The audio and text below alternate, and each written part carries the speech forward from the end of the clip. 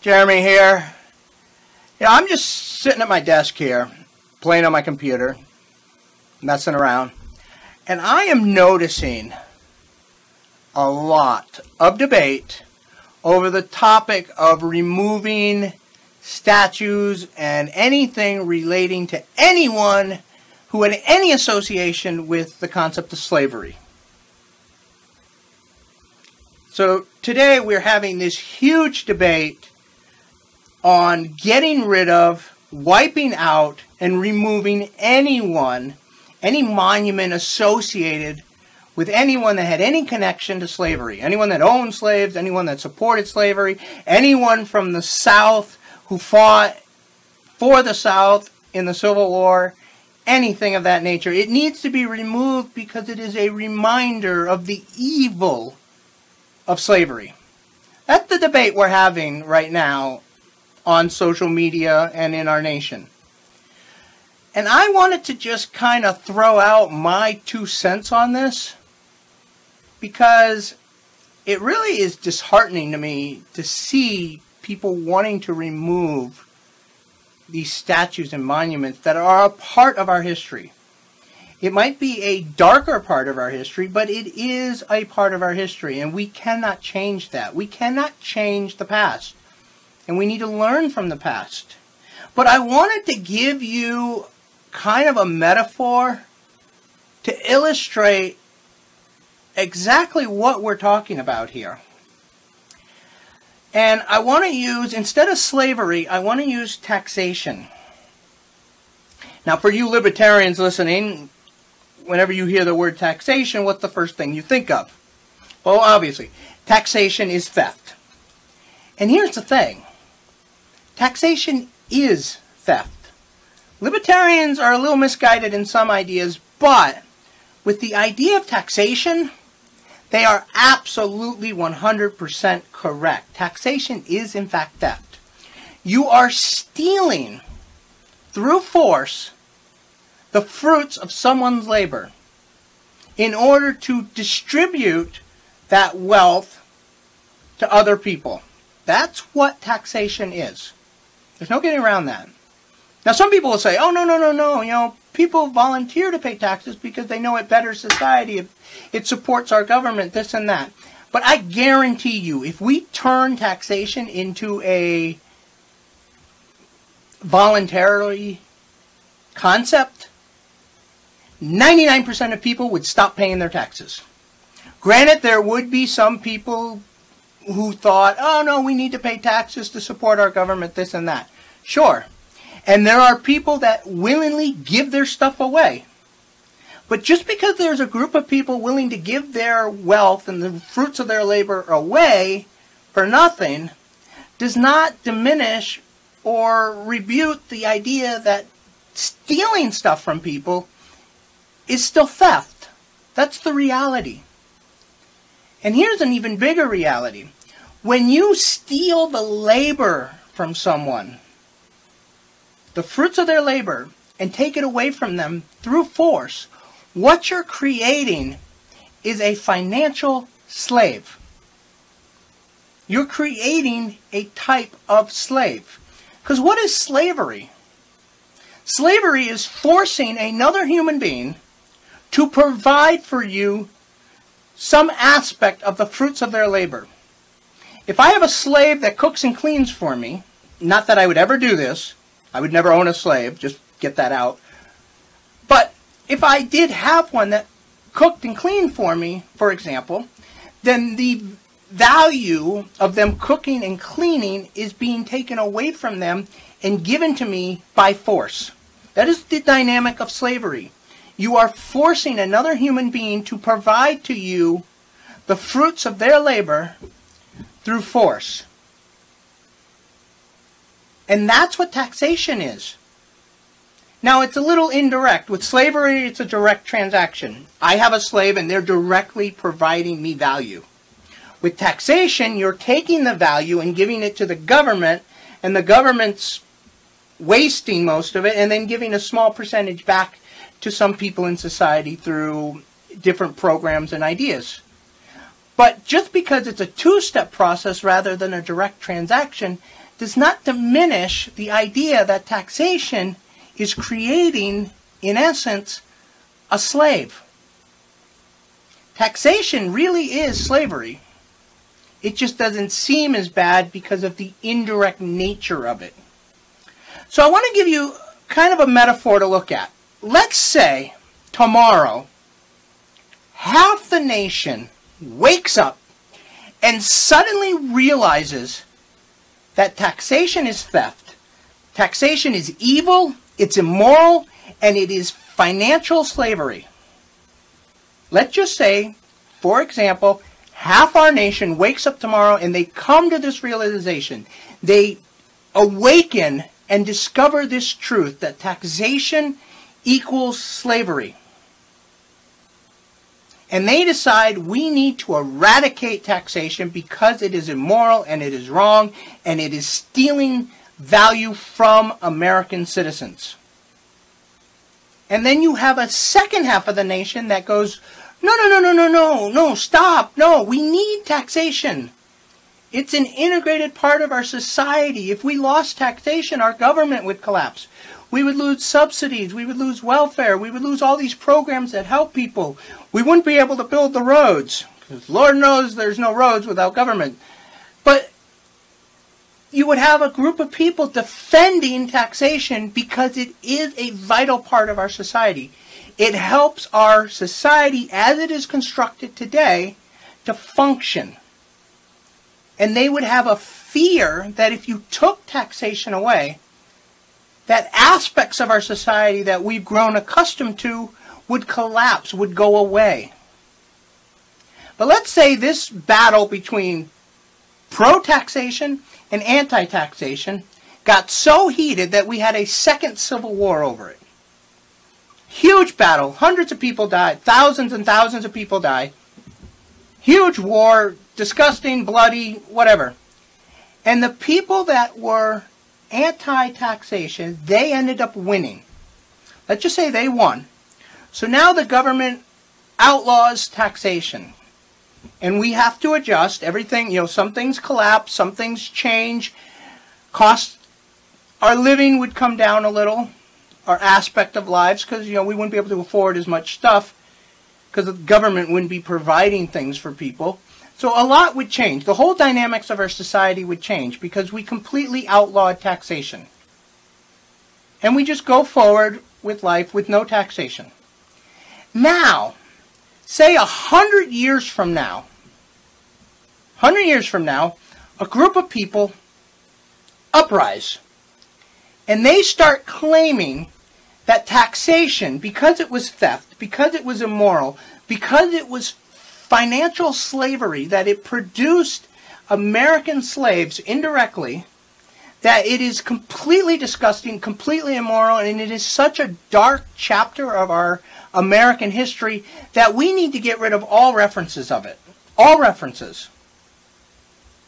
We need to get rid of monuments, anything and everything that reference anyone who was involved in taxation or supported taxation. Now that would include every president from now, Trump, all the way back to roughly 1913, because that's when taxation really took hold and started to become a major component of our society, was 1913. So anything from 1913 to today, anyone that supported taxation would need to be removed from society.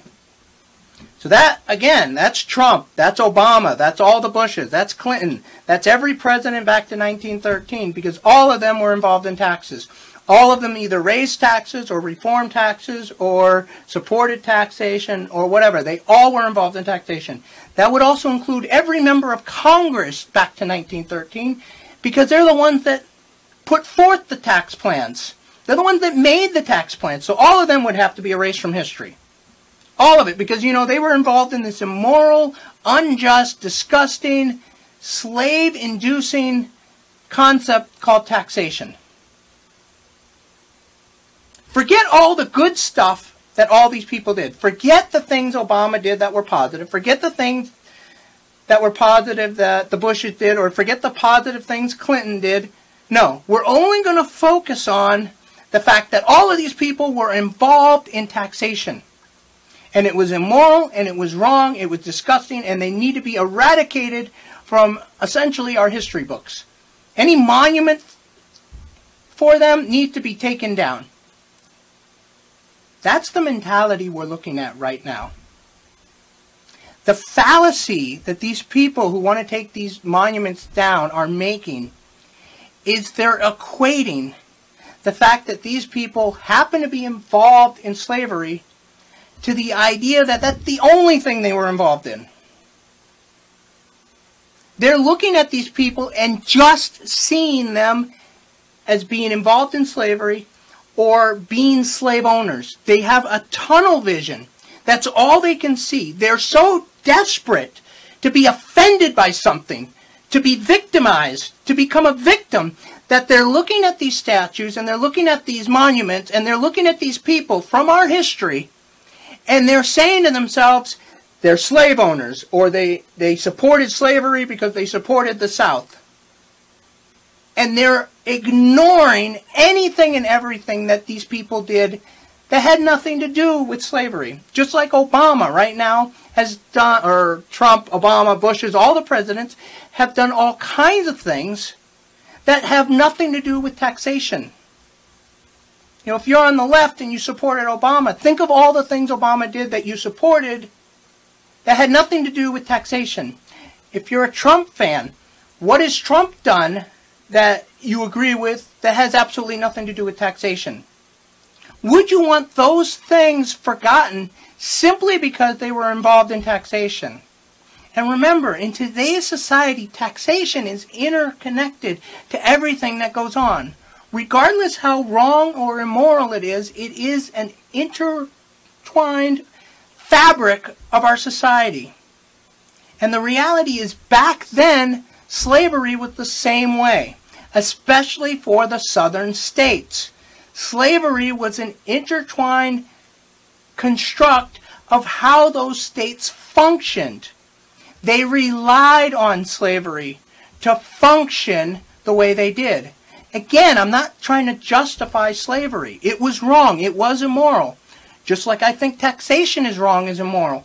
But the point is, back then, if you were living then in the South, you might believe that slavery is wrong, but you could have a fear of getting rid of slavery because you would have an unknown of how are the southern states going to survive. Remember, they survived on farming, agricultural. They needed the slaves to support those things. At least they believed they needed the slavery to support those things. So it would be the same thing as the people today arguing that we need taxation in order to survive and keep our society functioning. Back then, that's what slavery was like. They could be completely against slavery and still would have fought to keep it because it's such an important aspect of the way the society functioned back then.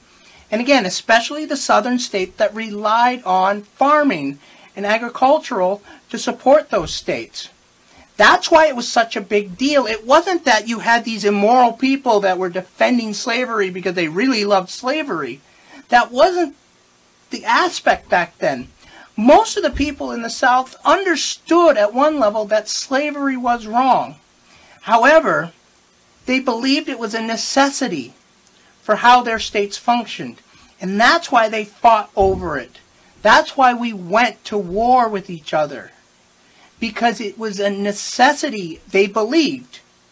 Now, obviously, we showed them that they were wrong, that the southern states were able to survive without slavery. And maybe, if we eradicated taxation, we could show people that our society could survive without taxation. But there are a lot of people who would be deathly afraid of trying to construct a society without taxation. And back then, there were people that were deathly afraid of trying to construct a society without slavery. And another point I want to make is this idea, this tunnel vision idea, that we should equate these people to one aspect of their life.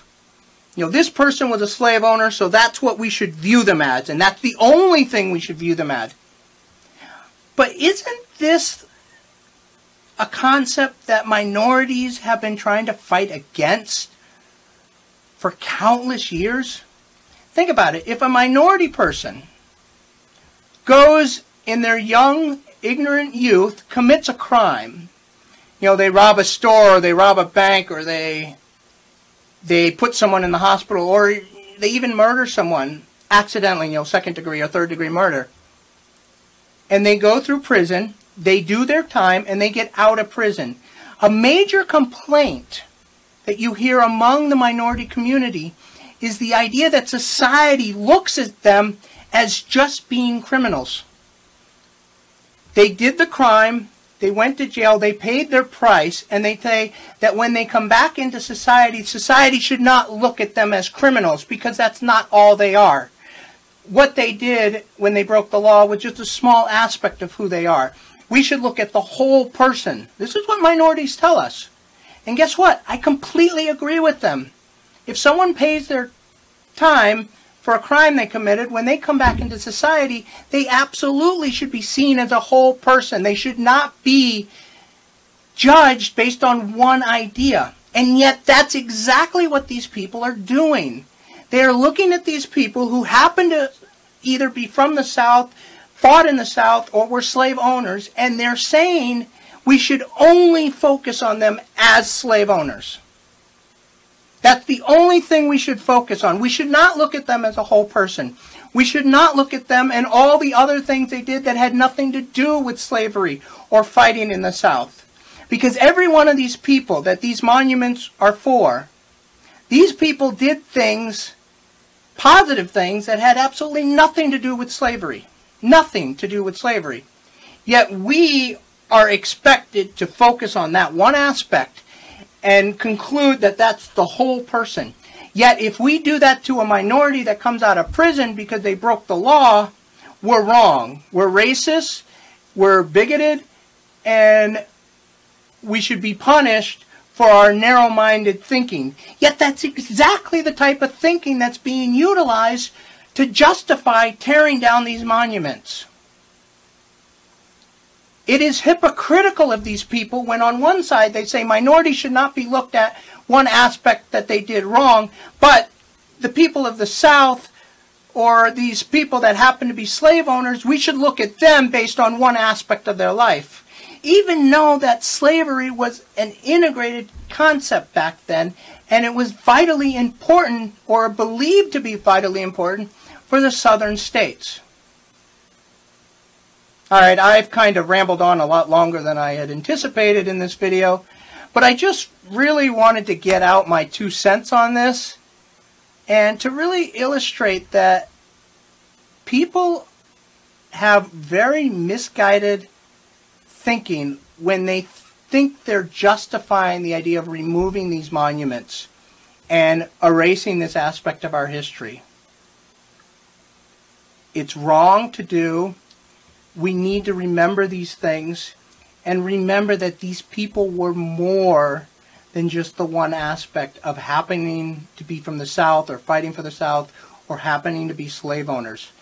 I saw an article recently about someone wanting to take George Washington's monument down because he happened to be a slave owner. Forget all the positive stuff that George Washington, the founder of our country, did for us. Forget all that. And just focus on the fact that he was a slave owner, and we need to eradicate him from our history. Really? Really? That's narrow-minded thinking, and it is the thinking that the majority of you people that want to take these monuments down claim to hate when that exact same type of thinking is projected onto minorities. And that, my friend, makes you a hypocrite.